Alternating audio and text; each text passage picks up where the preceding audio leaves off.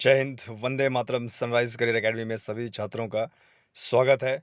और ये जो सीरीज़ है जीके जीएस का, इसमें डेली 50 क्वेश्चंस बताए जाएँगे, जो कि आगामी एग्ज़ाम के लिए हमारे बहुत ज़्यादा इम्पोर्टेंट हैं। सभी पॉइंट्स को देखिए और अपना अध्ययन दुरुस्त कीजिए। तो चलिए बढ़ते हैं आगे। सबसे पहले हमारा सनराइज़ करियर अकेडमी की तरफ से जीके जीएस का जो पहला प्रश्न है, वो है, पृथ्वी पर दिन और रात होते हैं, जब पृथ्वी जो हमारी पृथ्वी है, पृथ्वी पे दिन और रात क्यों होते हैं? सूर्य अपनी जगह पे है और पृथ्वी गति करती है। 2 तरीके की गति करती है पृथ्वी, एक तो अपने ही अक्ष पे घूमना और दूसरा सूर्य के चक्कर लगाना। तो पृथ्वी पर जो दिन और रात होते हैं, वो सूर्य के चक्कर लगाने से होते हैं और अपने अक्ष पर घूमने से भी होते हैं। सूर्य के चक्कर लगाने से मौसम परिवर्तन होता है और अपने अक्ष के चक्कर लगाने पर दैनिक गति के कारण। अब अपने अक्ष पे चक्कर चला रहा है, यानी 24 घंटे पे दिन भी हो रहा है, रात भी हो रहा है और 24 घंटे का मतलब ही है दैनिक गति करना। तो इसका ऑप्शन क्या हो जाएगा? दैनिक गति के कारण। जो दैनिक गति है, यानी अपने अक्ष पे पृथ्वी कितना टाइम लेती है? 24 घंटे ना। और इसी 24 घंटे में दिन होता है, रात होती है। तो पृथ्वी पर दिन और रात किस कारण होता है? दैनिक गति के कारण। वार्षिक गति, छमाही गति नहीं कह बोल सकते। दैनिक गति के कारण पृथ्वी पर दिन और रात होते हैं। तो आंसर हो जाएगा ए। सबसे बड़ा ग्रह, हमारे सौरमंडल का सबसे बड़ा ग्रह कौन सा है? बृहस्पति। कौन सा है? बृहस्पति। आकार की दृष्टि से देखा जाए तो पृथ्वी का 5वां नंबर आता है। कौन सा? 5वां नंबर। आकार की दृष्टि से देखा जाए तो पृथ्वी का 5वां नंबर आता है और वैसे अगर देखा जाए तो तीसरा नंबर आता है। ठीक है, सूर्य से दूरी की दृष्टि से देखा जाए तो आंसर हो जाएगा ए। सबसे छोटा ग्रह कौन सा है? बुध। इन सब में अगर तुलना की जाए तो सबसे छोटा ग्रह कौन सा है? बुध। ठीक है, मरकरी। और मरकरी ही पहला ग्रह है जो सूर्य के निकट है। आगे बढ़ते हैं। अग्रहास धारा किस महासागर में बनती है? ये इंपॉर्टेंट है, धाराएं पूछ लिया करता है एग्जाम में। अग्रहास धारा किस महासागर में बनती है? तो उसका उत्तर है उत्तर पश्चिमी हिंद महासागर। कौन सा है? उत्तर पश्चिमी हिंद महासागर। अग्रहास धारा किस महासागर में बनती है? उत्तर पश्चिम हिंद महासागर में। ठीक है, तो ये हमारा आंसर बी हो जाता है। आगे बढ़ते हैं। पृथ्वी का सबसे भीतरी वाला भाग क्रोड किसका बना है? आपको पता होगा, जब पृथ्वी है, पृथ्वी को अगर हम नीचे खोजते चले जाएंगे तो जो डेंसिटी है, घनत्व, वो बढ़ता चला जाता है और 2500 किलोमीटर में हमें मैग्मा चैम्बर मिलता है, जहाँ पे खौलता हुआ लावा है। उससे भी नीचे जाएंगे तो हमें पृथ्वी का क्रोड मिलता है। तो पृथ्वी का क्रोड किसका बना हुआ है? उत्तर है इसका नीफे। ये जो नीफे है, नीफे का मतलब एनआई और एफई, और एनआई का मतलब होता है निकल और एफई का मतलब होता है लोहा, यानी लोहा और निकल का बना हुआ। किसका बना हुआ? लोहा और निकल। तो उत्तर हो जाएगा इसका डी। आगे बढ़ते हैं। मैग्नीज के उत्पादन में भारत का दूसरा स्थान है। पूरे विश्व में भारत में मैग्नीज का उत्पादन दूसरे स्थान पर होता है, तो प्रथम स्थान पर कौन है? तो उत्तर है रूसी संघ। हमारे एशिया का सबसे बड़ा देश और विश्व का भी सबसे बड़ा देश रूसी संघ। संघ तो नहीं बोलेंगे आप, सिर्फ रूस बोलेंगे। तो आंसर क्या हो जाएगा? बी। निम्नलिखित में से कौन सा देश कोयले का सबसे बड़ा उत्पादक है? इन तीनों में, चारों में, ऑप्शन में से कोयले का सबसे बड़ा उत्पादक अमेरिका, संयुक्त राष्ट्र अमेरिका। आगे बढ़ते हैं। इनमें से किसको जापान का मैनचेस्टर कहा जाता है? जापान पूर्वी एशियाई देश, और जहां पर एक साल में 1500 से भी ज़्यादा भूकंप आते हैं, प्रशांत महासागर और चीन सागर में अपनी बाउंड्री खोलता है, द्वीप देश है। तो इसका मैनचेस्टर किसको कहा जाता है? ओसाका को। किसको कहा जाता है? ओसाका को। तो इसका उत्तर हो जाएगा ए। आगे बढ़ते हैं। भारत के स्वतंत्रता संघर्ष भारत के स्वतंत्रता संघर्ष के दौरान डेक्कन एजुकेशनल सोसाइटी नामक स्थापना किसने किया था? भारत के स्वतंत्रता संघर्ष के दौरान डेक्कन एजुकेशनल सोसाइटी नामक संस्था की स्थापना किसने किया था? वो किया था बाल गंगाधर तिलक ने। किसने किया था? आंसर सी, बाल गंगाधर तिलक। और बाल गंगाधर तिलक गरम दल के नेता थे, 3 नेता याद रखना है आपको, लाल बाल पाल, लाल लाजपत राय, बाल गंगाधर तिलक और बिपिन चंद्र पाल। ये तीनों का एग्जाम में बहुत ज़्यादा पूछता है, और ये गरम दल के नेता थे, तो बाल गंगाधर तिलक गरम दल के नेता। 1857 के गदर के समय भारत का गवर्नर जनरल कौन था? 1857 के गदर के समय भारत का गवर्नर जनरल कौन था? उस समय हमारा था governor general Lord Canning, answer A.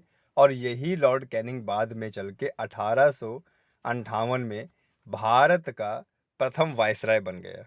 जब ताज का शासन हो गया था तो ये बन गया भारत का प्रथम वायसराय, लॉर्ड कैनिंग। 1857 के विद्रोह को सिपाही विद्रोह भी कहा जाता है, और 1857 के विद्रोह को भारत का प्रथम स्वतंत्रता संग्राम भी कहते हैं। चलिए आगे बढ़ते हैं। भारतीयों के लिए यह नारा किसने दिया था? भारत भारतीयों के लिए यह नारा किसने दिया था? दयानंद सरस्वती। और दयानंद सरस्वती ने किस समाज की स्थापना की थी? आर्य समाज की। यानी आर्य समाज के लोगों ने, आर्य समाज ने यह नारा दिया था कि भारत भारतीयों के लिए है, आंसर बी। ब्रह्म समाज की बात की जाए तो ब्रह्म समाज की स्थापना राजा राम मोहन रॉय ने किया, और सती प्रथा को हटाने के लिए, महिला विधवा पुनर्विवाह को आगे बढ़ाने के लिए, और महिलाओं के बीच शिक्षा को लाने के लिए ब्रह्म समाज के संस्थापक राजा राम मोहन रॉय ने बहुत आगे कदम उठाए। आगे बढ़ते हैं। विंध्याचल और सतपुड़ा श्रेणी के बीच से होकर नदी बहने वाली है। देखो, गुजरात से लेके बिहार तक एक श्रेणी है विंध्य श्रेणी, और फिर एक है उसी में सतपुड़ा श्रेणी, पर्वत श्रृंखला, और इसी के बीच में एक नदी पश्चिम की ओर बहती है, खंभात की खाड़ी में गिर जाती है। उस नदी का नाम है नर्मदा नदी। कौन सी नदी? नर्मदा नदी।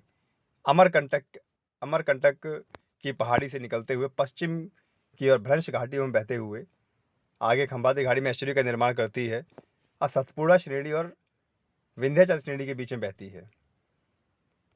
एक नदी का नाम और आपको करना है, ताप्ती नदी। अगर ताप्ती नदी की बात करें, ऊपर विंध्याचल श्रेणी है, बीच में बह गई है पश्चिम की नर्मदा नदी, फिर सतपुड़ा श्रेणी है, सतपुड़ा श्रेणी के दक्षिण में बह गई तापी नदी, फिर सतमाला श्रेणी, और ये दोनों नदी पश्चिम की ओर बहती हैं, तापी नदी और नर्मदा नदी। इसका आंसर हो जाएगा ए। इन्वेस्टर प्रोटेक्शन फंड किस संस्था ने स्थापित किया था? इन्वेस्टर प्रोटेक्शन फंड किस संस्था ने स्थापित किया था? सेबी ने। किसने किया था? सेबी ने। भारतीय संस्था है सेबी, और सेबी का फुल फॉर्म है security exchange board of India. Security exchange board of India, economical term में इसका फुल फॉर्म पूछ सकता है, security exchange board of India. आगे, कुंडापुर और करवार कच्छ वनस्पति स्थान कहाँ पे है? कुंडापुर और करवार ये है हमारा कर्नाटक राज्य में, और कर्नाटक राज्य में उत्तम क्वालिटी का कॉफ़ी पैदा होता है। आंसर हो जाएगा बी। आगे बढ़ते हैं। भारत की प्रथम बहुउद्देशीय परियोजना किस नदी पर बनाई गई थी? भारत की प्रथम बहुउद्देशीय परियोजना किस नदी पर बनाई गई थी? दामोदर नदी पर। छोटा नागपुर के पठार से बहने वाली नदी दामोदर नदी पर पहली परियोजना बनाई गई थी। आगे बढ़ते हैं। भारत में प्रथम स्थापित परमाणु संयंत्र कौन सा है? भारत का पहला स्थापित परमाणु संयंत्र तारापुर परमाणु संयंत्र है। ये है महाराष्ट्र में। तारापुर परमाणु संयंत्र इंपॉर्टेंट है, कई बार एग्जाम में पूछा गया है। आगे बढ़ते हैं। यूनाइटेड किंगडम, जो यूके हम लिखते हैं, इसको उत्तराखंड मत बोल दीजिएगा। यूनाइटेड किंगडम में क्या शामिल है? इंग्लैंड और उत्तरी आयरलैंड। क्या शामिल है? इंग्लैंड और उत्तरी आयरलैंड। ठीक है, तो ए ऑप्शन के हिसाब से अगर नहीं देखा जाए तो सिर्फ ए आंसर है इसका। आगे बात करते हैं। आगरा शहर की स्थापना किसने की थी? बहुत बार पूछता है मध्य इतिहास में। आगरा शहर की स्थापना सिकंदर लोधी ने किया था। किसने? सिकंदर लोधी। दीन ए इलाही की स्थापना किसने की? अकबर ने। ठीक है। ताजमहल को किसने बनाया? शाहजहां ने। इसका आंसर हो जाएगा ए। राष्ट्रीय प्रतीक के नीचे भाग में उत्कीर्णित शब्द सत्यमेव जयते कहाँ से लिया गया? बहुत बार पूछता है, ये इंपॉर्टेंट है। सत्यमेव जयते कहाँ से लिया गया है? सत्यमेव जयते लिया गया है मुंडक उपनिषद से। कहाँ से? मुंडक उपनिषद से। तो इसका आंसर क्या हो जाएगा? सी।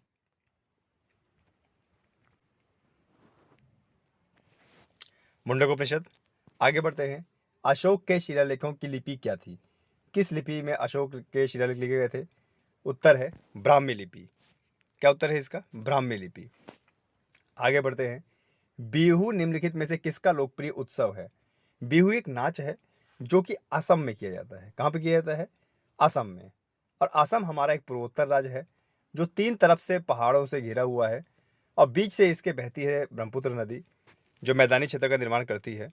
और असम में ही काजीरंगा नेशनल पार्क है, असम में ही मानस राष्ट्रीय अभयारण्य है और असम में ब्रह्मपुत्र नदी पर माजुली द्वीप का निर्माण होता है। तो इसका आंसर हो जाएगा असम। विवेकानंद रॉक मेमोरियल कहाँ पे स्थित है? विवेकानंद रॉक मेमोरियल ये तमिलनाडु के कन्याकुमारी में स्थित है। कहाँ पे? तमिलनाडु के कन्याकुमारी पर स्थित है। आगे बढ़ते हैं, महात्मा गांधी को राष्ट्रपिता के रूप में किसने उल्लेखित किया था सबसे पहले? सुभाष चंद्र बोस ने। किसने? सुभाष चंद्र बोस ने। और रविन्द्रनाथ टैगोर ने इन्हें महात्मा की उपाधि दी थी। किसकी? महात्मा। तो महात्मा गांधी को राष्ट्रपिता सबसे पहले किसने? सुभाष चंद्र बोस ने। आगे बढ़ते हैं, प्रथम गोलमेज सम्मेलन कहाँ हुआ था? लंदन में। कहाँ हुआ था? लंदन में प्रथम गोलमेज सम्मेलन।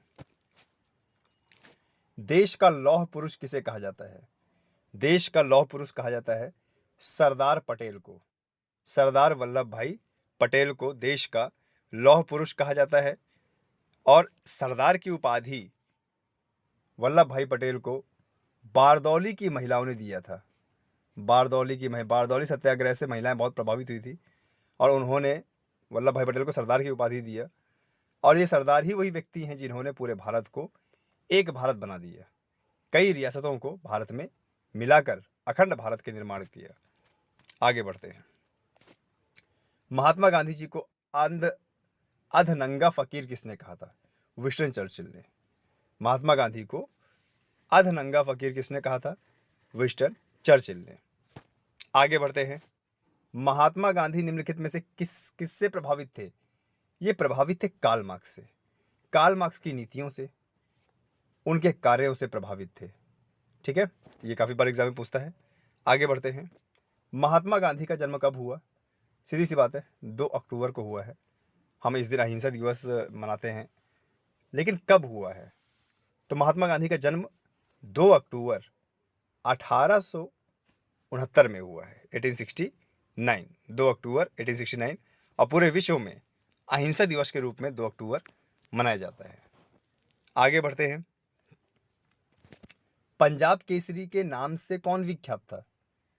पंजाब केसरी के नाम से लाला लाजपत राय। लाला लाजपत राय पंजाब केसरी इनको बोला जाया करता था। और लाला लाजपत राय गर्म दल के नेता थे। लाल बाल पाल, लाल बाल और पाल, ये नाम याद रखना है। गर्म दल के नेता थे। लाल में से लाला लाजपत राय, बाल बिपिन चंद्र पाल, बाल गंगाधर तिलक, और पाल में से बिपिन चंद्र पाल। इसका आंसर हो जाएगा डी। आगे बढ़ते हैं, निम्नलिखित में से कौन सी गंगा की सहायक नदी नहीं है? देखिए, सोन, गंडक, कोसी, ये तीनों गंगा की सहायक नदी है, लेकिन स्वर्ण रेखा नहीं है गंगा की सहायक नदी। और कोसी नदी को तो बिहार का शोक बोला जाता है। क्या बोला जाता है? बिहार का शोक। आगे बढ़ते हैं, किस राज्य की सीमा चीन से जुड़ी हुई है? किस राज्य की सीमा चीन से जुड़ी हुई है? मणिपुर, नागालैंड, असम, इनकी बाउंड्री चाइना से नहीं जुड़ती। बाकी हमारा सबसे पूर्वोत्तर राज्य अरुणाचल प्रदेश, इसकी सीमा जुड़ती है चीन से, म्यांमार से, भूटान से। तो इस क्वेश्चन का आंसर हो जाएगा अरुणाचल प्रदेश। अरुणाचल प्रदेश की सीमा चीन से जुड़ती है। कितने वर्ष के पश्चात राष्ट्रीय जनगणना होती है? कभी भी जब देश में जनसंख्या को दोबारा काउंट किया जाता है और जो पुरानी बार उसे गणना की गई है, तो उसके बीच में कितना अंतराल होता है? 10 वर्ष का अंतराल होता है। प्रत्येक 10 वर्ष में जनगणना होती है। काजीरंगा राष्ट्रीय पार्क कहाँ पे है? अभी इससे पहले, थोड़ी देर पहले मैंने बताया था, काजीरंगा राष्ट्रीय पार्क है असम में। कहाँ पे है? असम में। काजीरंगा राष्ट्रीय पार्क ये कहाँ पे है हमारा? आसाम में है। रंगा नदी के किनारे, ब्रह्मपुत्र नदी भी बोल सकते हो। एक सिंह के गैंडे के लिए जाना जाता है, एक सिंह का गैंडा। ऑपरेशन फ्लड किससे संबंधित है? ऑपरेशन फ्लड संबंधित है मिल्क से, कि हम अपने देश में इतना ज़्यादा दूध का उत्पादन करें कि हमें दूध की कमी ना हो। तो इसका आंसर हो जाएगा सी, दूध का आयात नहीं है इसमें, दूध से संबंधित है। ऑपरेशन फ्लड किससे संबंधित है? दूध से। धान की खेती के लिए उत्तम मिट्टी कौन सी होती है? दोमट मिट्टी, कछारी मिट्टी। दोमट मिट्टी बहुत ज़्यादा सही होता है धान की खेती के लिए। जितना ज़्यादा दलदली मिट्टी होगा उतना अच्छा उत्तम क्वालिटी का धान होगा। कौन से भारतीय शहर हैवी इलेक्ट्रिक से संबंधित है? इसका उत्तर हो जाएगा भोपाल। भोपाल हमारा हैवी इलेक्ट्रिक से संबंधित है। आगे बढ़ते हैं। भारत में हरित क्रांति का श्रेय जिस सुविख्यात कृषि औद्योगिक विद को जाता है उसका नाम क्या है भारत में? उसका नाम है डॉक्टर वर्गीस कुरियन। इन्होंने भारत में हरित क्रांति को अच्छा तरीके से बढ़ावा दिया था। तो इसका उत्तर हो जाएगा डॉक्टर वर्गीस कुरियन। आगे बढ़ते हैं। राणा प्रताप सागर संबंधित है। राणा प्रताप सागर क्या है? राणा प्रताप सागर एक बांध है, और उस बांध से क्या होता है? विद्युत उत्पादन होता है। बांध में क्या होता है? पानी। तो इसका उत्तर क्या हो जाएगा? जल विद्युत। जल विद्युत से इसका ताल्लुकात है, राणा प्रताप सागर बांध। पृथ्वी और सूर्य के बीच अधिकतम दूरी कब होती है? अधिकतम दूरी लगभग 152 मिलियन किलोमीटर। ये होती 4 जुलाई को। कब होती है? 4 जुलाई को। पृथ्वी और सूर्य के बीच अधिकतम दूरी 4 जुलाई को। अगला, भारत के राज्य चिन्ह में प्रत्येक होने वाले शब्द सत्यमेव जयते कहाँ से लिया था? मुंडक उपनिषद से लिया था। कहाँ से लिया था हमने? मुंडक उपनिषद से। ठीक है, आगे बढ़ते हैं। गायत्री मंत्र कहाँ से लिया गया है? कौन से ग्रंथ से लिया गया है? कौन से वेद से लिया गया है? तो वो लिया गया है ऋग्वेद से। गायत्री मंत्र आप देखा ओम भूर्भुवः स्वः है ना, कहाँ से लिया गया है? ऋग्वेद से लिया गया है। हमारे 4 वेद हैं, 4 वेद में से जो सबसे प्राचीन वेद है ऋग्वेद, उससे लिया गया है। हिंदी किस लिपि में लिखी जाती है? देवनागरी। बहुत बार पूछता है, हिंदी के पेपर में भी पूछता है। हिंदी लिखी जाती है देवनागरी लिपि में। ब्राह्मी लिपि को किसने स्पष्ट किया था? ये बहुत पूछता है। ब्राह्मी लिपि जेम्स प्रिंसेप। जब भी ब्राह्मी लिपि का नाम आएगा जेम्स प्रिंसेप जरूर याद रखना है।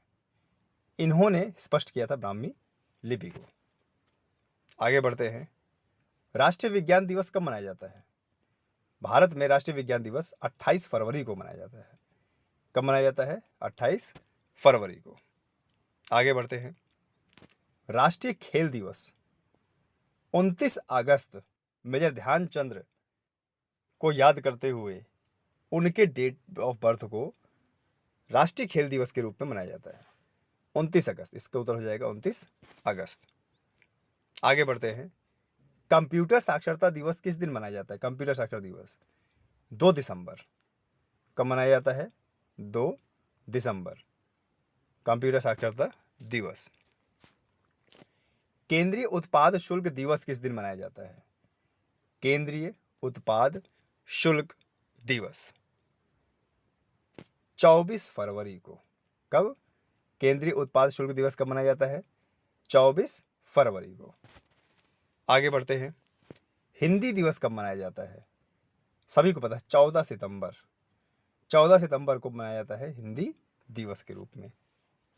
आगे बढ़ते हैं। हिंदी, देखिए, हिंदी हमारी राष्ट्रीय भाषा नहीं है, हिंदी हमारी राजकीय भाषा है। राजकीय का मतलब होता है राज करने की भाषा, प्रशासन करने की भाषा। भारत की कोई भी राष्ट्रीय भाषा नहीं है। आगे बढ़ते हैं। शिक्षक दिवस किस दिन मनाया जाता है? सबको पता है 5 सितंबर। 5 सितंबर को क्या मनाया जाता है? शिक्षक दिवस के रूप में। लास्ट क्वेश्चन है, किसान दिवस किस दिन मनाया जाता है? किसान दिवस 23 दिसंबर को मनाया जाता है किसान दिवस। और एक चीज और बता दे, किसान दिवस तो कृषि वर्ष भी होता है, कृषि वर्ष। अब कृषि वर्ष कब होता है?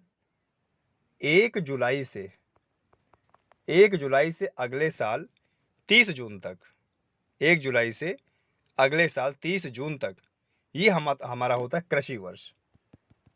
कब से कब तक कृषि वर्ष? 1 जुलाई से अगले साल 30 जून तक। एक होता है वित्त वर्ष। वित्त वर्ष होता है हमारा इस साल के 1 अप्रैल से अगले साल के 31 मार्च। ये होता है हमारा क्या? वित्त वर्ष। ये एग्जाम बहुत पूछता है, इसको देखिएगा। तो ये हमारे 50 क्वेश्चन खत्म हुए। कुछ देर बाद मैथ और रीजनिंग के क्वेश्चन भी आएंगे। लगे रहिए, चैनल को सब्सक्राइब कीजिए, शेयर कीजिए, कमेंट कीजिए। जय हिंद।